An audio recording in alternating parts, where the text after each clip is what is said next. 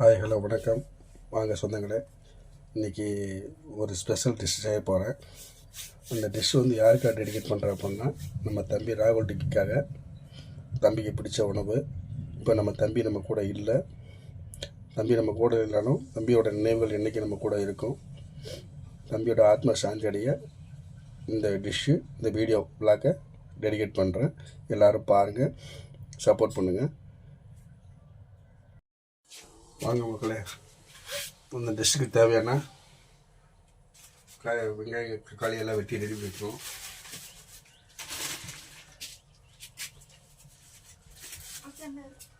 வா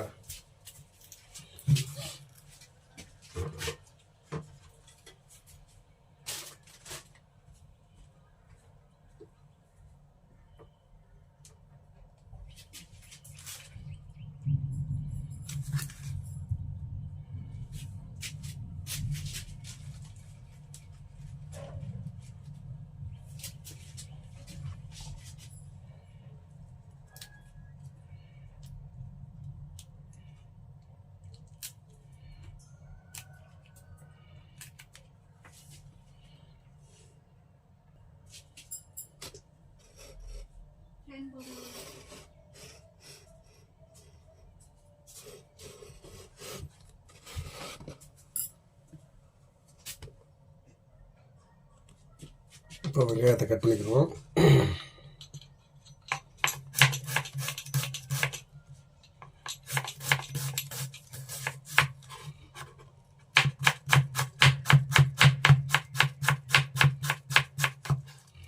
நீங்கள் வெங்காயத்தை எந்த அளவுக்கு நைஸாக வெட்டுறீங்களோ அந்த அளவுக்கு நல்லாயிருக்கும்.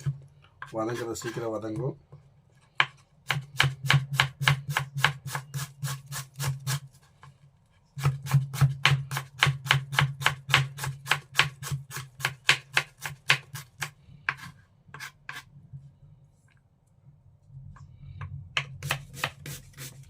நீங்களும் என்ன மாதிரி வெட்டுறேன்னு ட்ரை பண்ணி கையை வெட்டிக்கிறாதீங்க. இந்த மாதிரி ஃபாஸ்ட்டாக வெட்டணுன்னா ட்ரைனிங் இருக்கணும். நீங்கள் வாட்டுக்கு யாருன்னா வெட்டுறாரு அப்படின்ட்டு நீங்களும் வெட்டிடாதீங்க. அப்படி உங்களுக்கு எப்படி வெட்ட தோடுதோ அந்த வேலை நைஸாக வெட்டிக்கோங்க.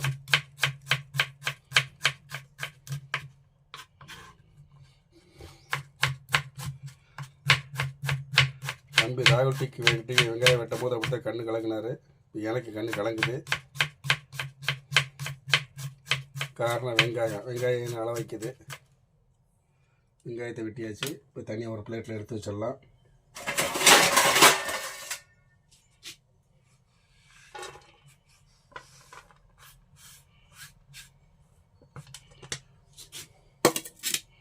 அடுத்து தக்காளி,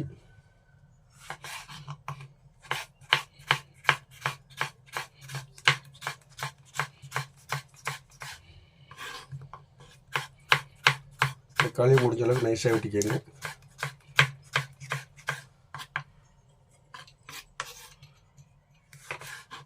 என்ன டிஷ்ஷு பண்ண போகிறேங்கிறத உங்களுக்கு நான் சொல்கிறேன். அடுப்பில் ரெடி பண்ண போகும்போது சொல்கிறேன். வேண்டிய இதை மட்டும் இப்போ ரெடி பண்ணி கட் பண்ணி வச்சுக்கிறோம். இது தப்பி ராகுல் டிக்கிக்கு எனக்கு பிடிச்ச உணவு.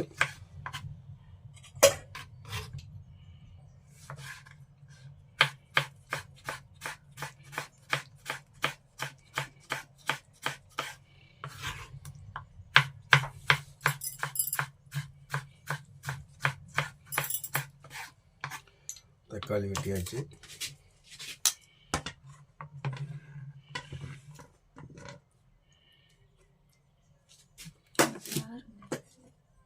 பச்சை மிளகா 2 கேஜி போட்டுக்கோங்க.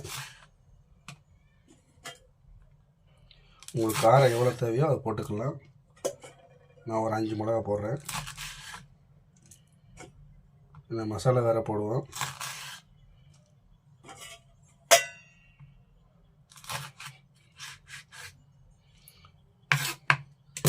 இப்போ அடுத்து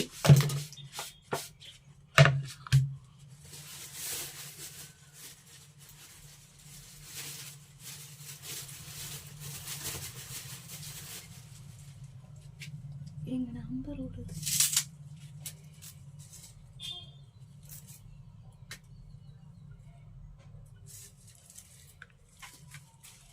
புதினா மல்லி கட் பண்ண போகிறோம்.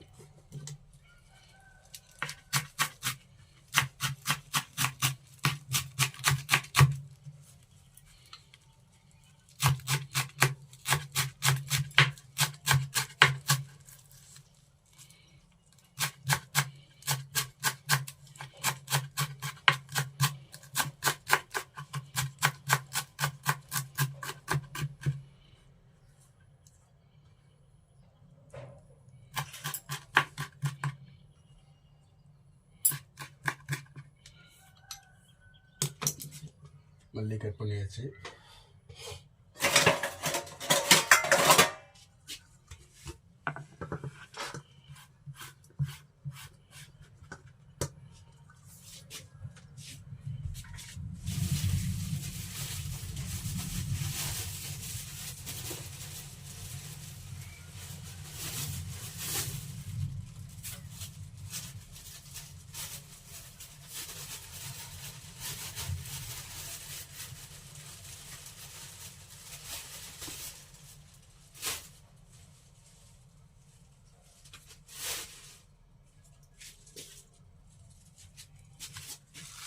புதினா வந்து மேக்ஸிமம் இலையாக கட் பண்ணிக்கோங்க. முத்தின பீஸு போடாதீங்க. முத்தின இந்த தண்டு பீஸில் அதிகமாக தவிர்த்துருங்க.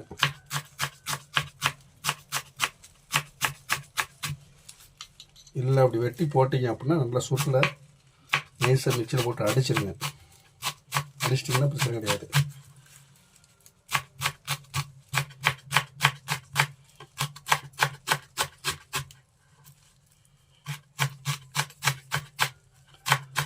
சொல்கிற பற்றி கரெக்டாக ஃபாலோ பண்ணுங்கள். டேஸ்ட் அருமையாக இருக்கும், நல்லாயிருக்கும். நீங்களும் ட்ரை பண்ணி பார்த்துட்டு எனக்கு கமெண்ட் பண்ணுங்கள்.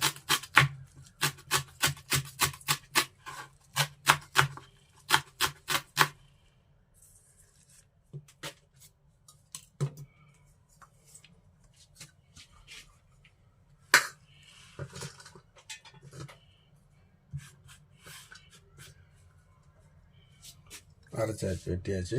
அடுத்து இஞ்சி பூண்டு ரெடி பண்ணணும்.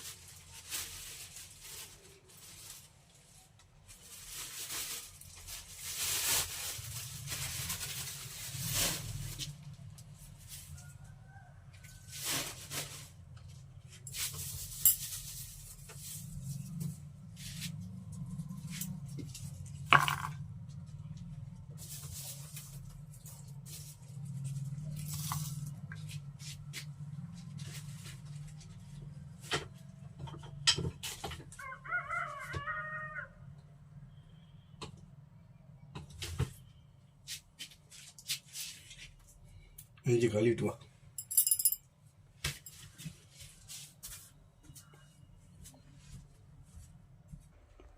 மக்களே, தேவையான பொருட்கள் ரெடி ஆயிடுச்சு. பட்டை, கிராம்பு, ஏலக்காய், அன்னாச்சி பழம் இருக்குது, தயிர் இருக்குது, இஞ்சி பூண்டு விழுது இருக்குது, கொத்தமல்லி, புதினா, கருவேப்பிலை போட்டு அரைச்ச பேஸ்ட் இருக்குது, வெங்காயம், தக்காளி, பச்சை மிளகா, தாளிக்கிறது கருவேப்பிலை எல்லாமே இருக்குது. நம்ம சமையல் ஆரம்பிக்கலாமா? வாங்க, எண்ணெய் ஊற்றிக்கலாம். நான் தேங்காய் எண்ணெய் கோகனட் ஆயில் யூஸ் பண்ணுறேன். உங்களுக்கு என்ன தேவை ஆயில் இருக்கோ யூஸ் பண்ணிக்கோங்க.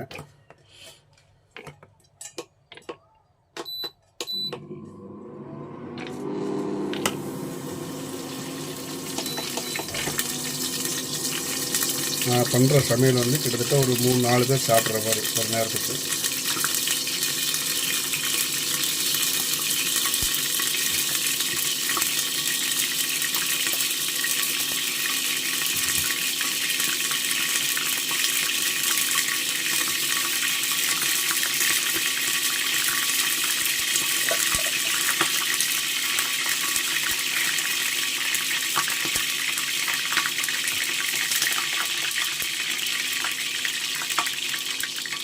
எண்ணெய் காஞ்சதும் நம்ம இந்த கறி லீஃப் இதெல்லாம் போட்டுருவோம்.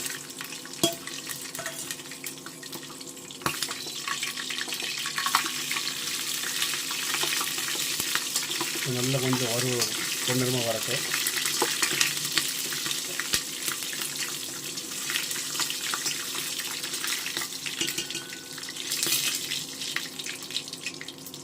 அடுத்து பச்சை மிளகாய் போட்டுக்கோங்க.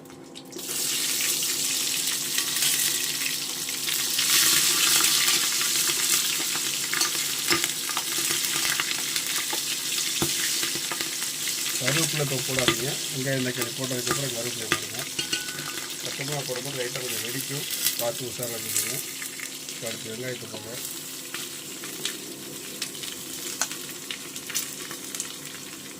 வெங்காயம் நீங்கள் போட்டதுக்கப்புறம் கூட கருவேப்பிலை போடலாம்.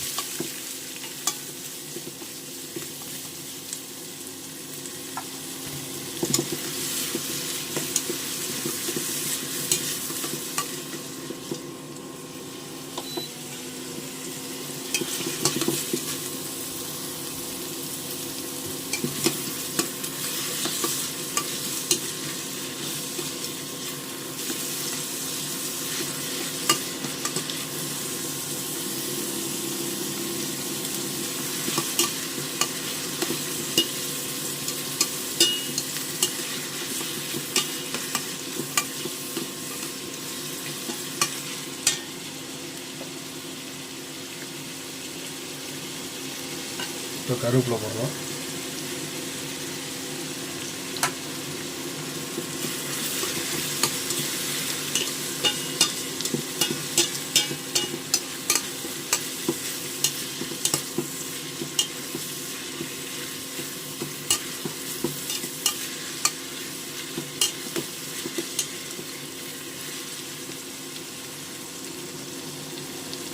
இருக்கிற மீதி தக்காளி எல்லாத்தையும் போட்டுருவோம்.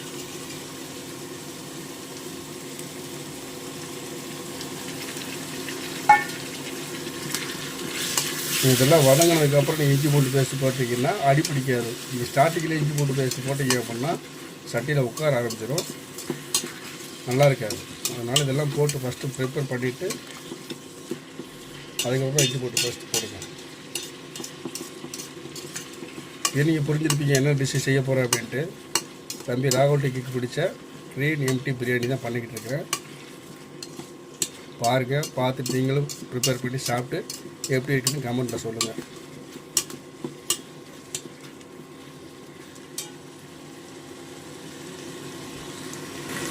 இந்த அரைச்சி வச்ச கொத்தமல்லி, புதினா, கருவேப்பிலை பேஸ்ட்டு போட்டுருவோம். தயிரை ஆட் பண்ணிக்கிறோம்.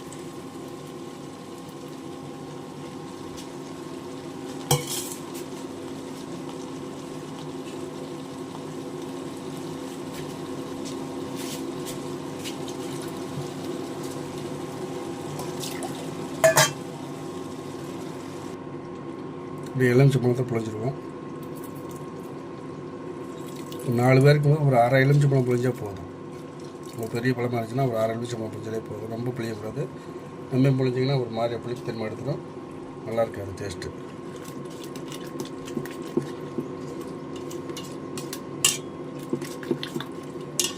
நான் தயிர் ஒரு ஆட் பண்ணுறேன் இல்லையா. லெமன் எதுக்காக சேர்க்குறோம் அப்படின்னா ரைஸ் வந்து புழுவழுப்பு கிடைக்கும், அதுக்காக. இன்னொன்று அந்த டேஸ்ட்டும் கிடைக்கும், அந்த புளிப்பு தன்மை சேரும்போது டேஸ்ட்டும் கொஞ்சம் கிடைக்கும், அதுக்காகத்தான். மெயினாக வந்து இந்த டிஷ்ஷுக்கு வந்து தண்ணி அளவு தான் முக்கியம். நான் ரேஷன் அரிசி தான் பொங்குறேன், மற்ற மாதிரி இந்த சீரக சம்பா அதெல்லாம் கிடையாது. நம்ம வீட்டில் அதை யூஸ் பண்ணுறோம், அதனால் ரேஷன் அரிசி தான் யூஸ் பண்ணுறேன். ஒரு கிளாஸுக்கு வந்து 1 சம்பு தண்ணி, மொத்தம் 3 கிளாஸுங்கும் போது 3 சம்பு தண்ணி ஊற்றுறேன். ஏன்னா ஏற்கனவே நம்ம பேஸ்ட் இதில் அரைச்சி வச்சு ஊற்றிருக்கோம் பார்த்திங்களா, அதில் உள்ள நீர்ச்சத்தெல்லாம் இருக்கும். அதனால் லிமிட்டோட தண்ணி ஊற்றிட்டா நமக்கு நல்லது. அதனால் 3 சம்பு தண்ணி ஊற்றிருக்கேன். இது நல்லா கொதி வரட்டும். கொதி வந்ததுக்கப்புறம் அரிசி போட்டுக்கலாம். வாங்க சொந்தங்களே, தண்ணி நல்லா கொதிச்சிருச்சு 10 நிமிஷத்துக்கு அப்புறம். இப்போ அரிசியை போட ஆரம்பிச்சிடுவோம்.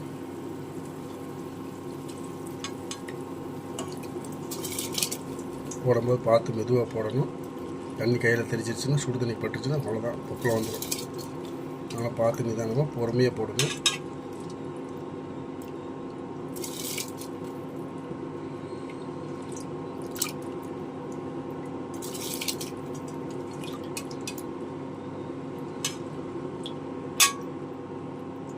நான் இண்டக்ஷன் ஸ்டவ்வில் தான் பண்ணுறேன், கரண்ட் அடுப்பில் தான் பண்ணுறேன். நான் தம் போடுறது இதே அடுப்பில் தான் போட போகிறேன். எப்படி போடுறதுங்க நம்ம தெரிய மட்டும் பார்த்துங்க. அடுப்பு எல்லாம் ஸ்லிம்மாக ஃபுல்லாக குறைச்சிருங்க. குறைச்சிட்டு ஒரு 20 நிமிஷம், ரொம்ப இல்லை, கரெக்டாக ஒரு 20 நிமிஷம் வச்சிங்கன்னா போதும். ஆட்டோமேட்டிக்காக தண்ணி ஃபுல்லாக இஞ்சிடும். வைக்கும் போது மூடி மேலே ஒரு தட்டு போட்டு மூடி ஒரு வெயிட்டான பாத்திரத்தில் தண்ணி ஃபுல்லாக ஊற்றி மூடி வச்சுருங்க. அப்போ தான் அந்த சூடான ஆவி வந்து வெளியில் வராது, அப்படியே உள்ளே ஓடி இறங்கிடும் இந்த ஹீட்டில்.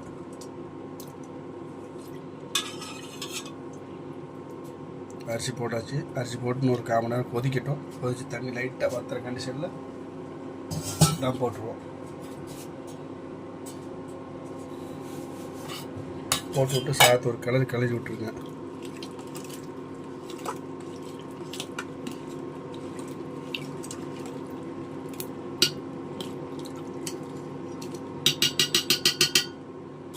ரைட்டு, மூடி வச்சுக்குவோம். ஒரு 10 நிமிஷம் கழிச்சு திருப்பி பார்ப்போம். ஓகேங்களா? அன்பு சொந்தங்களுக்கு வணக்கம்.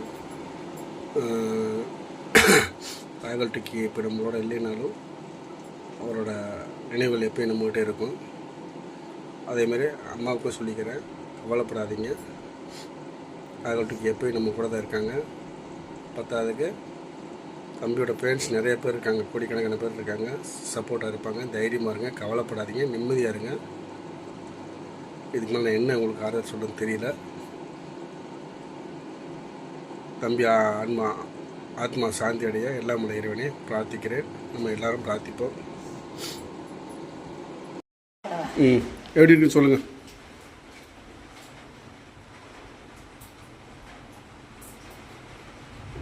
எப்படி இருக்கு? சூப்பர். தம்பி ராகுல்டிக்கு பிடிச்ச உணவை செஞ்சதை அம்மா சாப்பிட்டு பார்த்துட்டு சூப்பர்னு சொல்லியிருக்காங்க. நீங்களும் ரெடி பண்ணி சாப்பிட்டு பார்த்துட்டு கமெண்ட் பண்ணுங்கள் மக்களே. நன்றி.